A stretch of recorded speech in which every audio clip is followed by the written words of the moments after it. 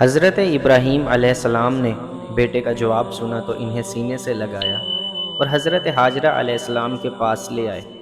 فرمایا، اے حاجرہ، آج ہمارے نور نظر کو آپ اپنے ہاتھوں سے تیار کر دیجئے۔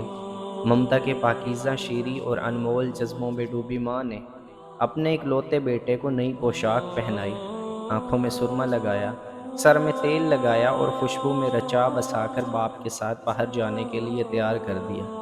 اسی اثناء میں حضرت ابراہیم علیہ السلام بھی ایک تیز دھار چھری کا بندوبست کر چکے تھے۔ بیٹے کو ساتھ لے کر مکہ سے باہر مینا کی جانب چل دیے۔ شیطان نے باپ بیٹے کے درمیان ہونے والی گفتگو سن لی تھی۔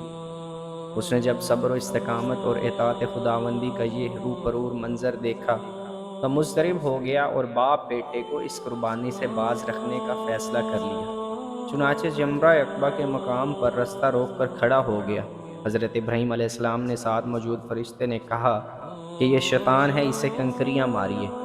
حضرت ابراہیم علیہ السلام نے اللہ اکبر کہہ کر اسے 7 کنکریاں ماری، جس سے وہ زمین میں دھس گیا۔ ابھی آپ علیہ السلام کچھ ہی آگے بڑھے تھے کہ زمین نے اسے چھوڑ دیا اور وہ جمرہ وسطیٰ کے مقام پر پھر ورگلانے کے لیے موجود ہوا۔ حضرت ابراہیم علیہ السلام نے پھر اسی طرح کنکریاں ماری، وہ پھر زمین میں دھنسا، لیکن ابھی بھی آپ علیہ السلام کچھ ہی آگے بڑھے تھے کہ وہ جمرہ اولا کے مقام پر پھر اپنے شیطانی وسوسوں کے ساتھ موجود تھا۔ حضرت ابراہیم علیہ السلام نے پھر اللہ اکبر کہہ کر کنکریاں ماری، وہ پھر زمین میں دھس گیا۔ اللہ تبارک و تعالیٰ کو ابراہیم خلیل اللہ کا شیطان کو کنکریاں مارنے کا عمل اس قدر پسند آیا کہ اسے رہتی دنیا تک کے حاجیوں کے لیے واجبات میں شامل کر دیا۔ سیدنا اسماعیل علیہ السلام کی عمر مبارکہ 15 سال ہو چکی تھی۔ آپ علیہ السلام ایک خوبرو نوجوان کا روپ دھار چکے تھے۔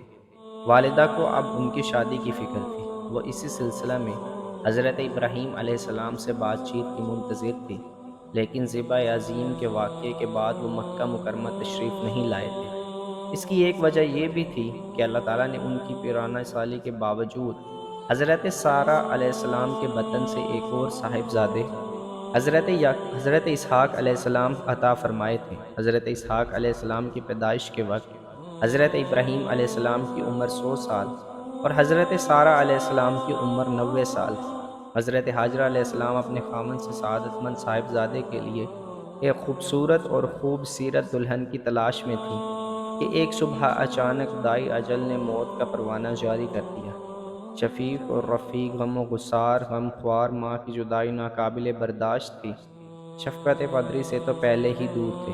ایک ماں ہی تو تھی جس کی آغوش میں سر رکھ کر باپ کی محبت اور ماں کی ممتا کا لطف لیا کرتے تھے۔ ماں کی اچانک جدائی نے دل کی دنیا ویران کر دی تھی۔ بنو جرہم کا پورا قبیلہ سوگ میں ڈوبا ہوا تھا۔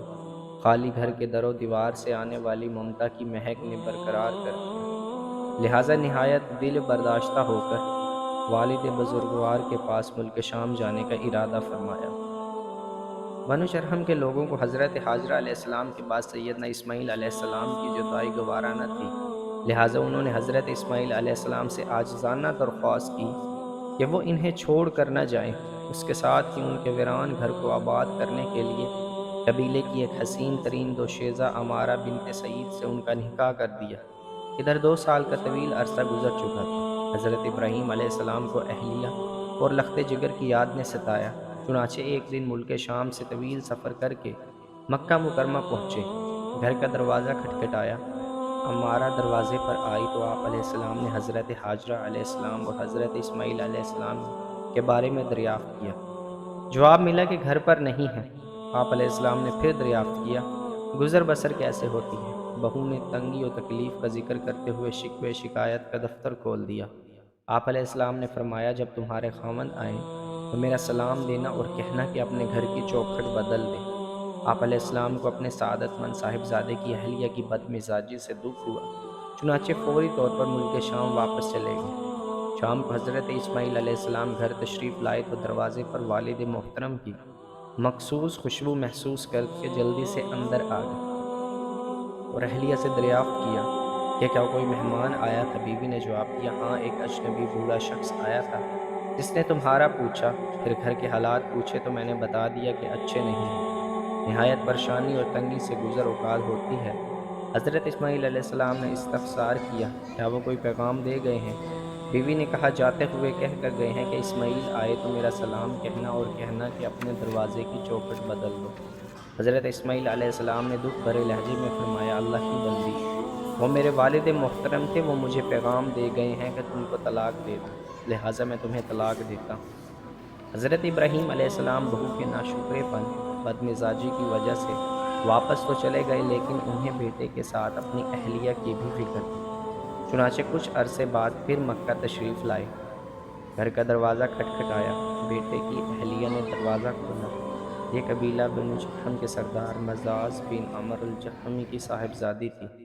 حضرت ابراہیم علیہ السلام نے حضرت اسماعیل علیہ السلام سے متعلق دریافت کیا تو انہوں نے نہایت ہی خوش دلی سے جواب دیا کہ وہ شکار کو گئے ہیں، آپ علیہ السلام گھر میں تشریف لائیں، کچھ دیر آرام کر لیں، اتنی دیر میں اسماعیل علیہ السلام بھی آ جائیں گے۔ انہوں نے نہایت عاجزی اور انکساری کے ساتھ خوش آمدید کہا، پانی گرم کر کے ان کا سر دھلوایا، وضو کروایا اور جو گھر میں موجود تھا مہمان کی خدمت میں پیش کر دیا۔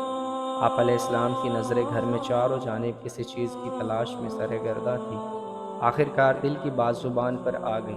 فرمایا اسماعیل کے ساتھ ان کی والدہ ہوتی ہیں، وہ نظر نہیں آ رہی۔ خاتون نے افسردہ لہجے میں جواب دیا، بزرگ محترم، ان کا تو کچھ عرصے پہلے انتقال ہو چکا ہے۔ اہلیہ کی وفات خبر نے دل اداس کر دیا۔ اس گھر کے ایک ایک کونے میں صبر و شاکر جانثار رفیقہ حیات کی خوشبو رچی تھی۔ فوری طور پر جانے کے لیے اٹھ کھڑے ہوئے۔ بہو نے لاکھ کہا کہ کچھ دیر آرام کر لیتے لیکن مرحومہ اہلیہ کی یاد نے دل مضطرب و بے چین کر دیا تھا۔ جاتے جاتے سوال کیا، تمہاری گزر اوقات کیسی ہے؟ بہو نے خوشکن لہجے میں جواب دیا، محترم بزرگ، اس باری تعالیٰ کا بڑا احسان و شکر ہے جس نے ہمارے رزق میں بڑی برکت اور فراوانی رکھی ہے۔ ہم بڑے سکون و اطمینان اور راحت کے ساتھ اللہ کی یاد میں اپنا وقت گزارتے ہیں۔ یہ سن کر حضرت ابراہیم علیہ السلام کے افسردہ چہرے پر مسکراہٹ کی ایک لہر آئی۔ راگ پر سوار ہونے سے پہلے فرمایا، تمہارے شوہر آئیں تو میرا سلام کہنا اور کہنا تمہاری یہ چوکھٹ بہت عمدہ ہے، اسے قائم اور آباد رکھے۔